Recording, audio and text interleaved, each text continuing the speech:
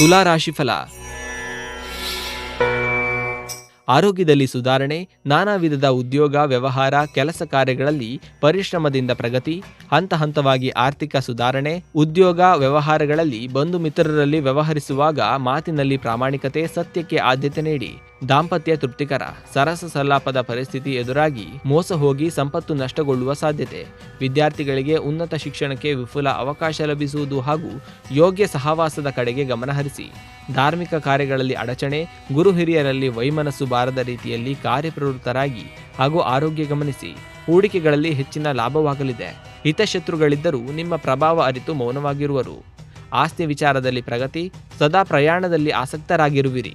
ನೂತನ ಪಾಲುದಾರಿಕೆ ವ್ಯವಹಾರಗಳಲ್ಲಿ ಕಾರ್ಯಪ್ರವೃತ್ತರಾಗುವಿರಿ. ಕೋರ್ಟು ಕಾನೂನು ವಿಚಾರಗಳಲ್ಲಿಯೂ ನಷ್ಟ ವಸ್ತುಗಳನ್ನು ಪುನಃ ಪಡೆಯುವಲ್ಲಿ ಯಶಸ್ಸು ಗಳಿಸುವಿರಿ.